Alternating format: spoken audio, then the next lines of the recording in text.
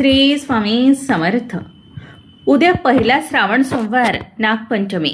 सकाळी चांगोळीच्या पाण्यात टाका ही एक वस्तू. पितृदोष, शत्रू व गरिबी कायमची नष्ट होईल. श्री स्वामी समर्थ.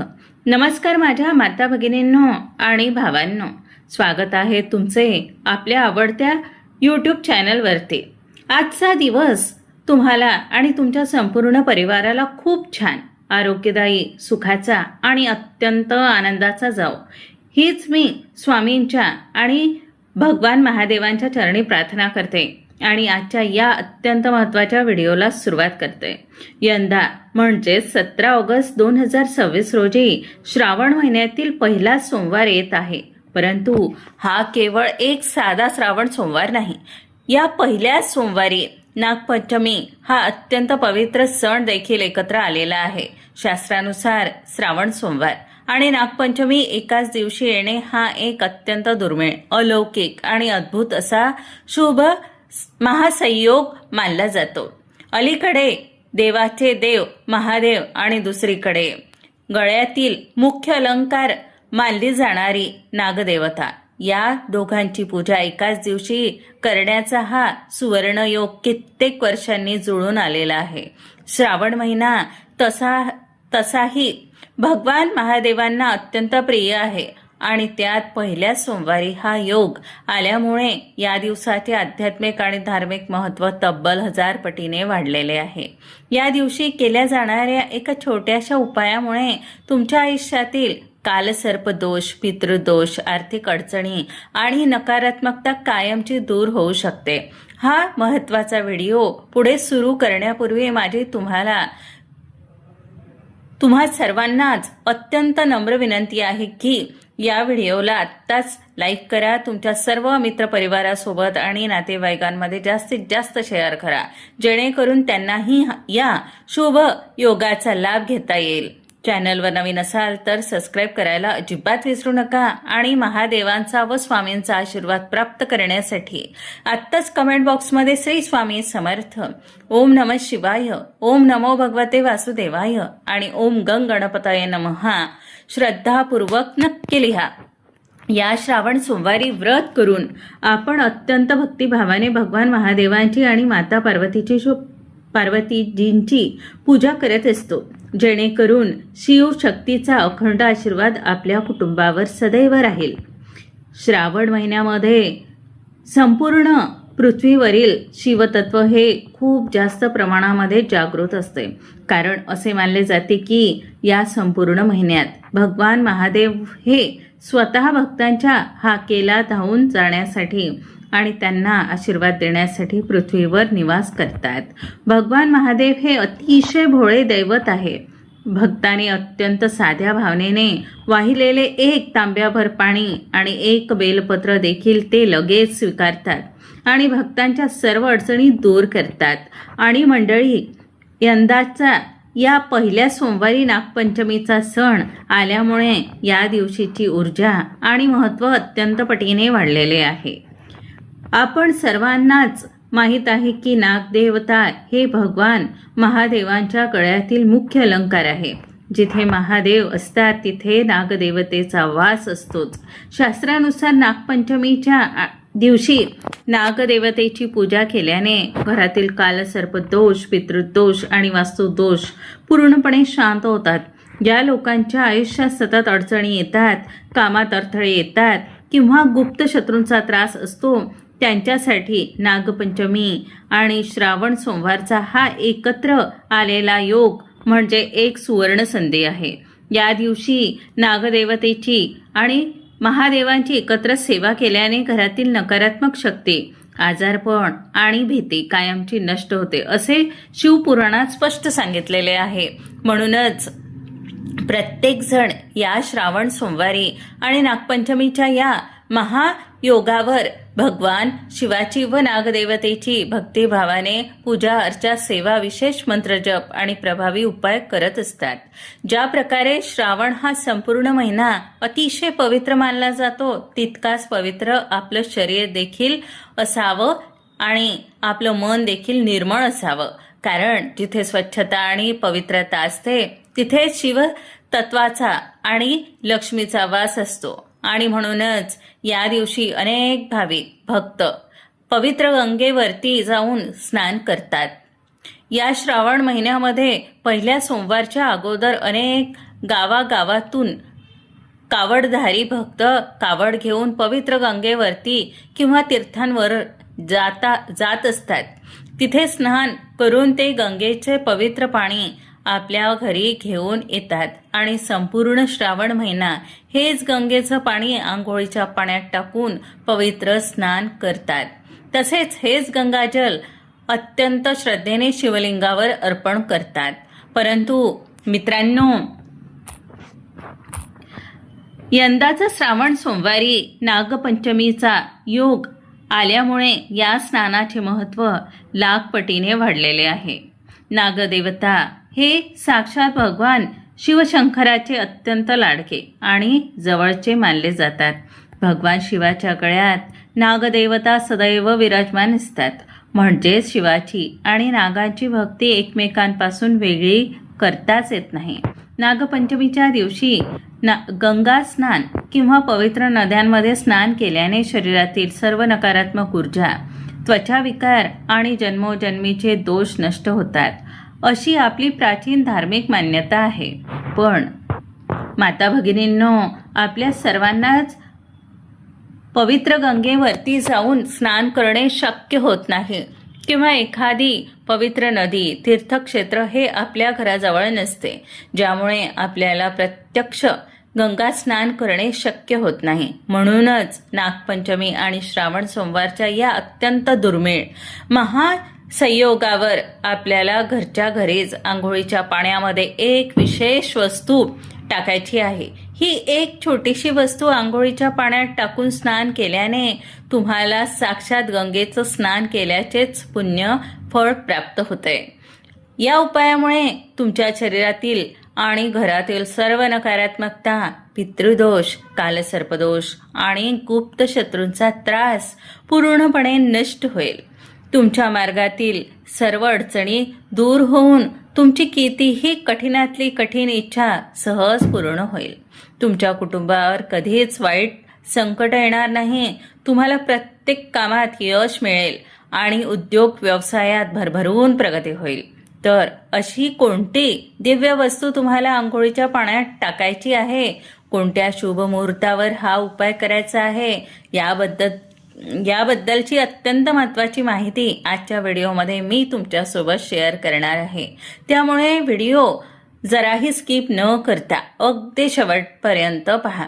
माता भगिनींनो, चॅनलवर तुम्ही नवीन असाल तर सबस्क्राईब नक्की करा आणि तसेच आध्यात्मिक माहिती पूर्ण नवीन व्हिडिओ सर्वात आधी पाहण्यासाठी शेजारील बेल आयकॉन प्रेस करा. त्यामुळे जेव्हा मी नवीन व्हिडिओ अपलोड करेल त्याचे नोटिफिकेशन सर्वात अगोदर तुमच्या मोबाईलवर येईल आणि तुम्ही आपला एकही महत्त्वाचा व्हिडिओ मिस करणार नाही. तर माता भगिनींनो आणि भावांनो, आजच्या या व्हिडिओमध्ये मी तुम्हाला जो अत्यंत सोपा आणि चमत्कारिक उपाय सांगणार आहे, हा उपाय आपल्याला 17 ऑगस्ट म्हणजे श्रावण महिन्यातील पहिल्या सोमवारी करायचा आहे. विशेष म्हणजे हा उपाय घरातील फक्त एकाच व्यक्तीने नाही तर घरातील प्रत्येक सदस्याने आवर्जून करायचा आहे. म्हणजेच ही जी दिव्य वस्तू मी तुम्हाला पुढे सांगणार आहे, ती वस्तू घरातील प्रत्येकाने आपापल्या आंघोळीच्या पाण्यामध्ये टाकून स्नान करायचे आहे. तुमच्या घरामध्ये अगदी लहानात लहान बाळ असो, मुलं असो, तरुण असोत वा घरातील मोठा वयोवृद्ध व्यक्ती असो, सर्वांनाच या वस्तू टाकलेल्या पाण्याने स्नान करायला लावा. कारण एका छोट्या उपायामुळे संपूर्ण कुटुंबाचे आरोग्य उत्तम राहील आणि घरातील नकारात्मकता दूर पळून जाईल. आणि या दिवशी सर्वात मोठा चमत्कार म्हणजे पहिल्या श्रावण सोमवारी नागपंचमीचा अत्यंत दुर्मिळ असा महासंयोग जुळून आलेला आहे. आपल्या सर्वांनाच माहीत आहे की नागदेवता हे साक्षात भगवान महादेवांच्या गळ्यातील सर्वात प्रिय अलंकार आहे.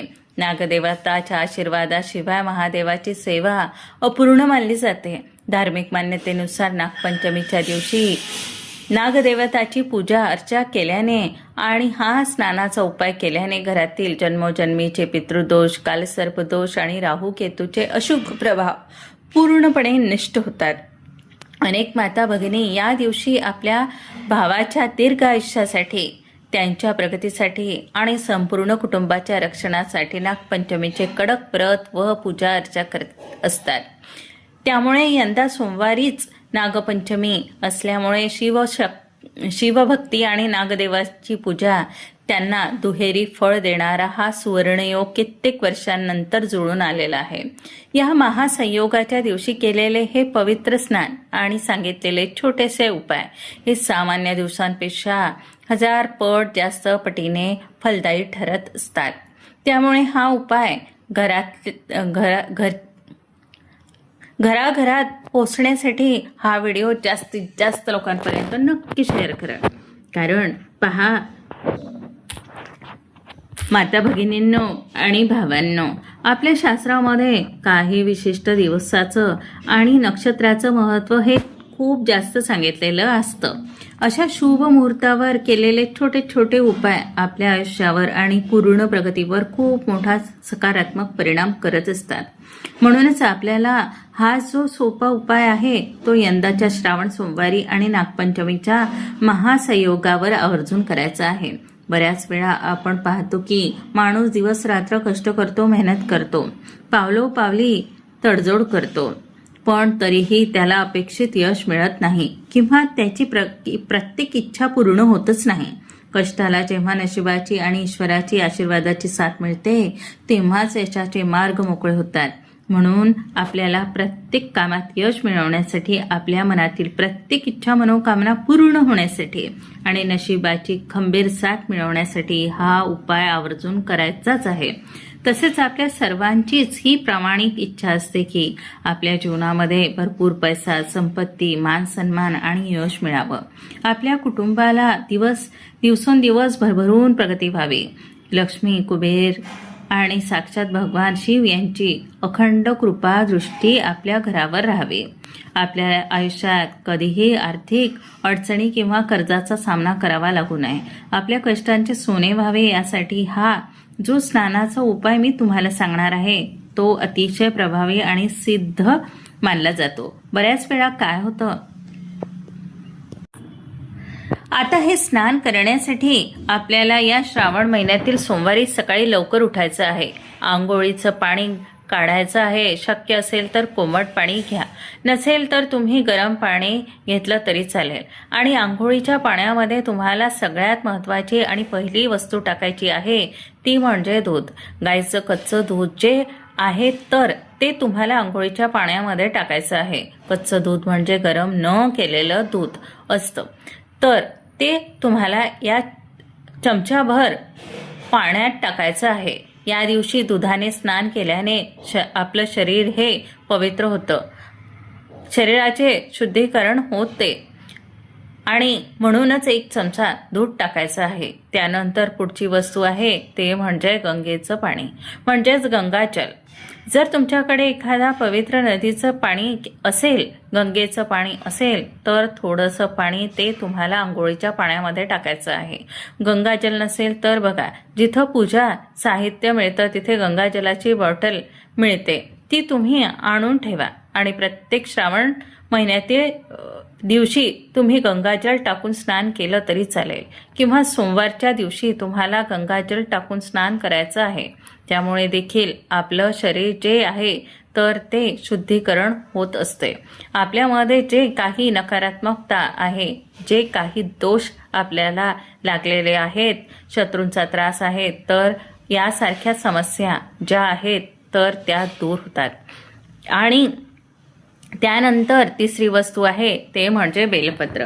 आपल्या सर्वांनाच माहीत आहे की बेलपत्र हे भगवान महादेवांना अत्यंत प्रिय आहे. बेलपत्राशिवाय त्यांची पूजा देखील पूर्ण होत नाही.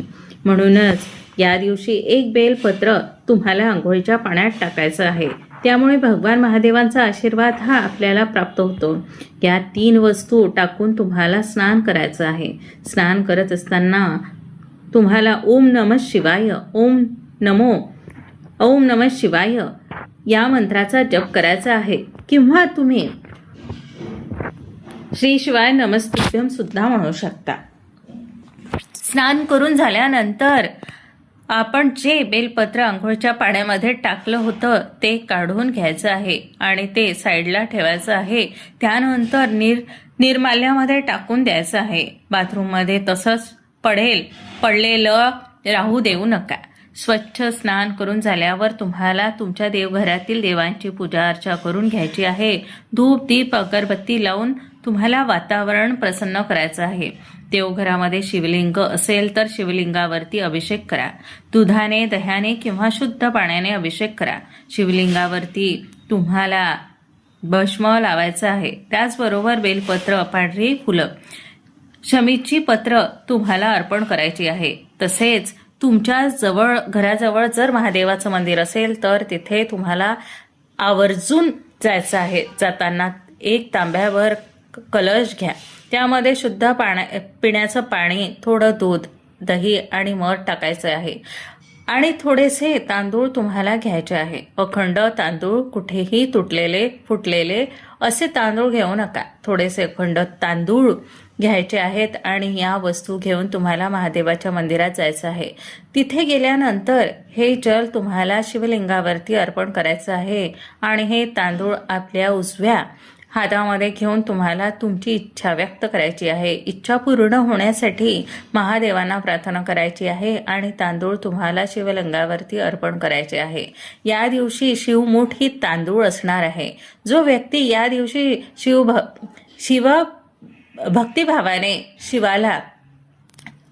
शिवलिंगावरती तांदूळ अर्पण करतो त्याच्या सर्व मनोकामना, इच्छा पूर्ण होत असतात. पुरुष देखील हा उपाय करू शकतात आणि स्त्रिया देखील हा उपाय करणार आहेत. कारण शिवमूठ तांदूळ असणार आहे. त्याचबरोबर जर तुम्हाला या दिवशी दुधाचे पदार्थ वर्ज करता आले तर आवर्जून करा. या दिवशी आपण भगवान महादेवांना दुधाचा अभिषेक करत असतो. त्यामुळे या दिवशी मानवाने दुधाचे पदार्थ सेवन करू नये असे म्हटले जाते. प्रत्येक जणाला हे पाळणं शक्य नाही, परंतु तुम्हाला शक्य असेल तर आवर्जून या दिवशी दुधाचे पदार्थ आणि दूध खाणं टाळा, जेणेकरून आपल्या आयुष्यामध्ये अनेक सकारात्मक बदल जाणवतील. तसेच या दिवशी आपण शिवलिंगावरती बेलपत्र अर्पण करणार आहोत, परंतु बेलपत्र चुकूनही सोमवारच्या दिवशी तोडू नका.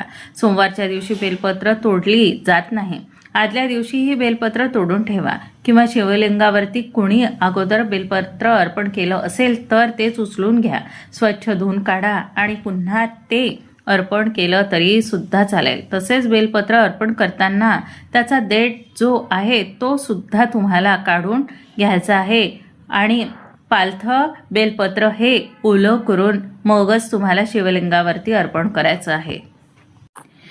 प्रत्येक सोमवारी तुम्ही हा उपाय करून बघा. 100% तुमच्या आयुष्यामध्ये ज्या काही अडचणी असतील तर त्या नक्की दूर होतील. हा उपाय शिवपुराणामध्ये सांगितलेला आहे आणि खूप प्रभावी आहे.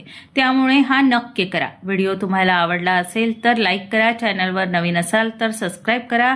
कमेंट बॉक्समध्ये श्री स्वामी समर्थ, ओम नमः शिवाय नक्की लिहा आणि हा व्हिडिओ आपल्या मित्रपरिवारासोबत जास्तीत जास्त शेअर करा. चला तर मग भेटूया अशाच पुढच्या एका नवीन व्हिडिओमध्ये. तोपर्यंत सर्वांना श्री स्वामी समर्थ.